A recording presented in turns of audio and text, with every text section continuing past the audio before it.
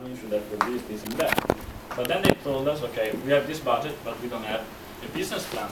So my first question to another client would be, so how did you come up with these figures, for example? So did you do any study, any research, market research, okay, if you hire this person, how much it's going to cost you, how much it's going to cost you to set up a website? That's what I would have asked you to another client. But then we go to them, and there are some, especially for students, some things that it's not we don't dare to ask, but then we go there in the early analysis, and then there will be some other question that probably to another client would have been asked. And that I think one point of our analysis is that this one, definitely there is not much planning behind. And then this affects, for example, the issue of why they didn't hire good staff.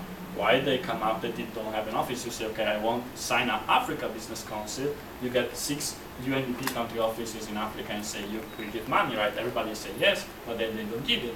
And so then the question is, why don't you make sure that first they pay and then you come up and say it's an Africa Business Council?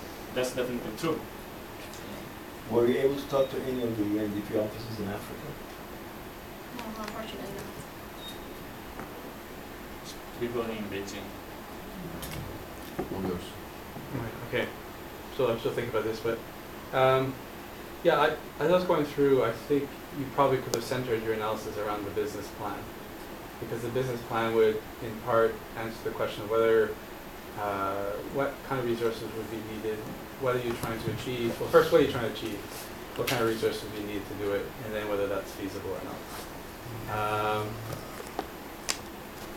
So you might be able to drive that, because it seems like your analysis, what Jack's pointing out is you're kind of coming right back to your business plan. There's more detail needed about that, and it, now we're hearing this. It sounds like a half-baked plan. They kind of threw it together without really thinking about whether they had the resources to accomplish what they wanted to. And I think you've got the pieces to do that. But let me go back to some of the stuff that. While I'm thinking about that, about the presentation itself. I think you probably could have gotten rid of almost everything up until the problem definition. And you could have summarized CABC. Yeah, Diego, you did this at one point, because the CABC is this organization set up to do and that probably would be enough. We had so much on CABC, but more importantly about that is you started off with an organization, and we didn't even know why you were talking about it. Why we're talking about the CABC.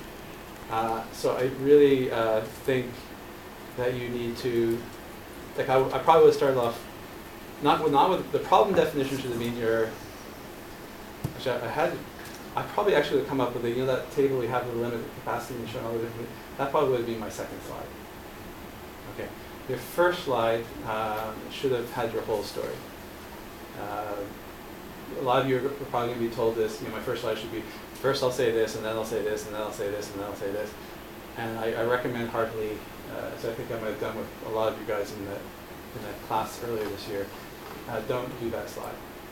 So have a slide that says, we're looking at, we were tasked by the UNDP to look at CABCs, determine the ways in which it can go forward to be a sustainable, viable organization that achieves its purpose. And when we looked at that, we found that the main cause of their problems was the lack of a business plan, and the failings of that business plan also led to a lack of staff capacity and inability to set up offices in Africa. And so, we'll tell you about that, but our recommendations are, this. Now let's fill in the pieces.